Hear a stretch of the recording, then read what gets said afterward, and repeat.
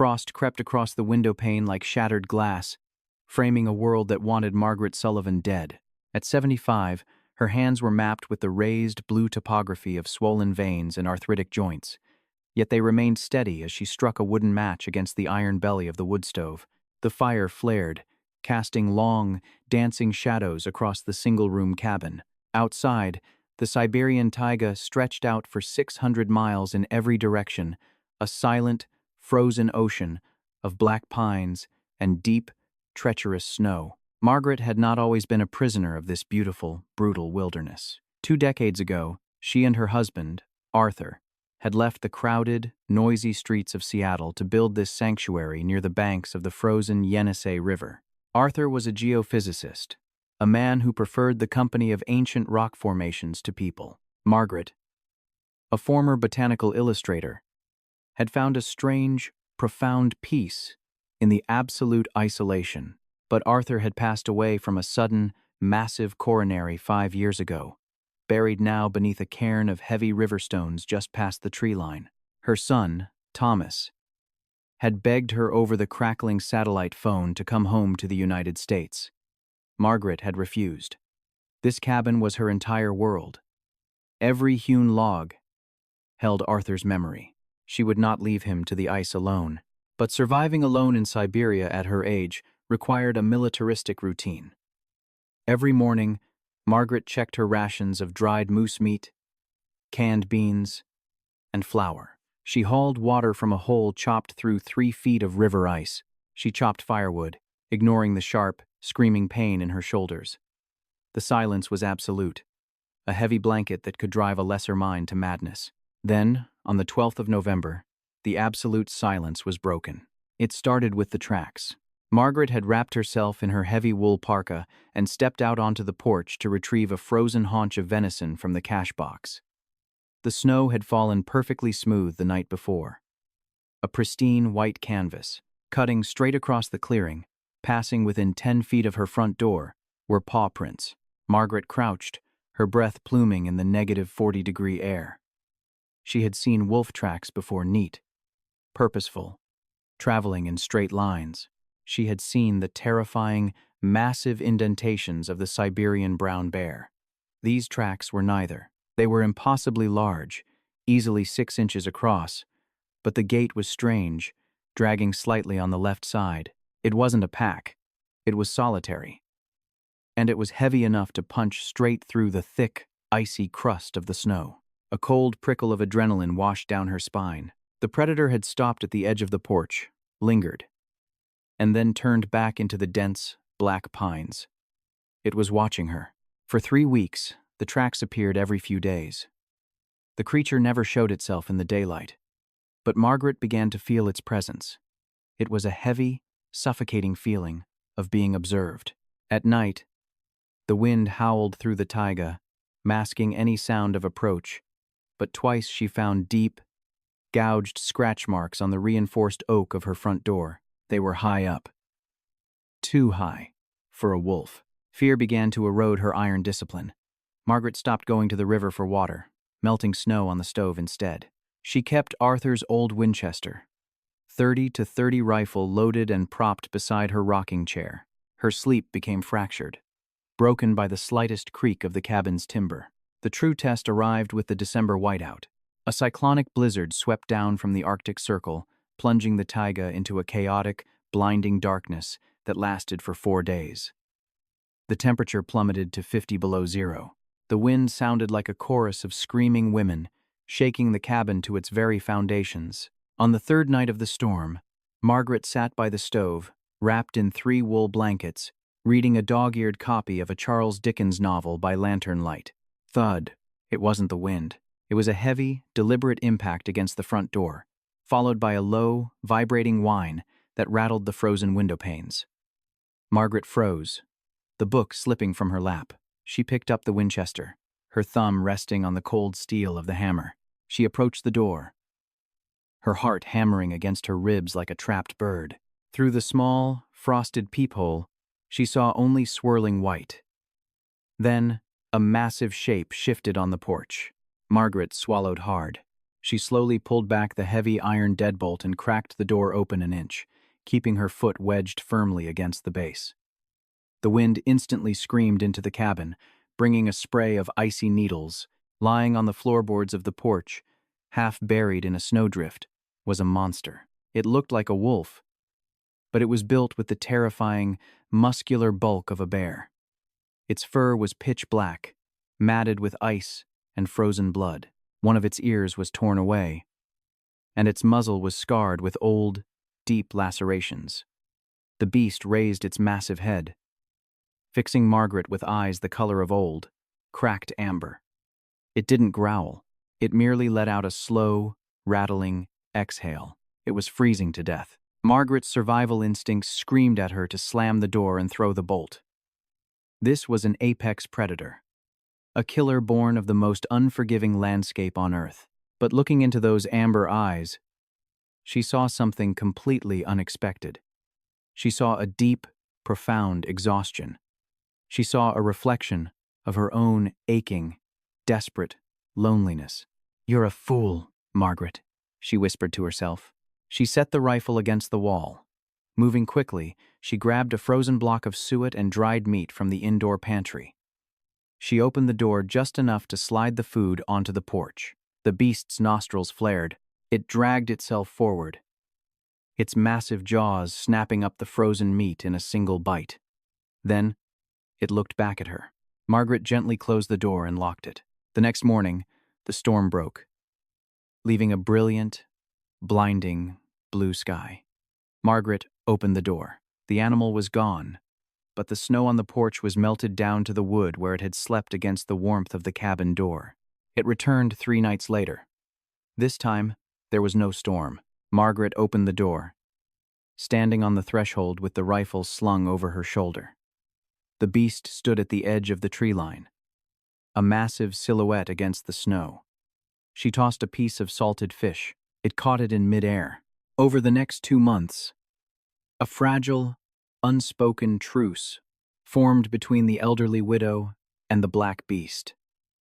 Margaret named him Orion, after the winter constellation that dominated the Siberian sky. Orion began to visit every afternoon. He would sit at the edge of the clearing, watching her chop wood. If she dropped a log, his ears would twitch, but he never made an aggressive move. His left hind leg carried a severe limp, an old injury that had healed badly. By late February, the bitterest part of the winter, Orion finally stepped onto the porch while the door was open. He lowered his massive head. His amber eyes locked onto Margaret's. She held her breath, her fragile, vein-mapped hand slowly reaching out. She pressed her palm against his thick, coarse neck. He smelled of pine sap, wet earth, and wild blood. As her fingers sank into the thick ruff of fur behind his neck, her knuckles brushed against something hard. It wasn't bone. It was smooth, freezing metal, attached to a thick, weather-beaten strap of synthetic webbing. Margaret gasped, pulling her hand back. A collar. She hurried inside, grabbed her reading glasses and a damp rag, and returned to the porch. Orion stood perfectly still as she dug through the matted fur. She found a heavy, military-grade titanium tag. Wiping away years of grime and sap, she squinted at the deeply engraved text. Property of Global Survey Corp. Call sign. Goliath. Handler. Dr. Richard Caldwell. Us. Rue Joint Expedition 2023. Margaret felt the blood drain from her face. She stumbled back, collapsing into her rocking chair. She remembered the crackling shortwave radio broadcast from 3 years ago. An American Geological Survey team, partnered with Russian guides, had vanished while flying over the deep taiga in a localized magnetic storm. The search planes had found nothing. They were presumed dead. Orion Goliath wasn't a wild animal at all. He was a highly specialized, genetically bred military working dog, likely a mix of Russian Black Terrier and Caucasian Shepherd, designed to protect survey teams from the very predators he had now become. He was a survivor of a plane crash that had killed everyone else. He had been wandering the merciless taiga for 3 years, alone, wounded, and surviving purely on instinct and a ghost of his training. "Oh, you poor, brave boy," Margaret whispered, tears finally breaking through her stoic exterior. She looked at the massive canine. He tilted his head, recognizing the shift in her tone. He stepped fully into the cabin and laid his heavy head on her knees. For the first time in 5 years, Margaret Sullivan was not alone. The arrival of March did not bring spring. It brought the starving time. The deep snows began to crust with ice, making hunting impossible for the wolves. Food caches ran empty. It was the time when desperate animals made desperate choices. It happened on a Tuesday, just as the weak afternoon sun was dipping below the tree line. Margaret was inside, boiling water for tea. Goliath was asleep on a braided rug near the stove, his massive paws twitching in a dream. Suddenly, Goliath's eyes snapped open. He didn't growl. He let out a sharp, staccato bark that shook the dust from the rafters. He scrambled to his feet, the hair on his spine standing straight up, forming a terrifying black ridge. A second later, the world exploded. The reinforced wooden shutters covering the kitchen window shattered inward with the force of a bomb. Splinters of wood and shards of glass rained across the room. A massive, rotting smell filled the cabin, the stench of decaying meat and stagnant water. A Siberian brown bear, awakened early from hibernation and driven mad by starvation, tore through the window frame. It was a nightmare of matted brown fur and razor-sharp claws, easily weighing 800 pounds. Its eyes were wild, white-rimmed, and fixed squarely on Margaret. Margaret screamed, diving for the corner where the Winchester was propped. She grabbed the rifle, her arthritic fingers fumbling wildly with the lever action. The bear roared, a sound that bypassed the ears and vibrated directly in the chest, and heaved its massive bulk through the window, crashing onto the kitchen table and splintering it into kindling. The bear lunged toward Margaret. She raised the rifle, but she was out of time. A blur of black fury intercepted the strike. Goliath slammed into the side of the bear with the force of a speeding truck. The two titans crashed into the cast-iron stove, sending a shower of red-hot coals across the wooden floorboards. The cabin erupted into total chaos.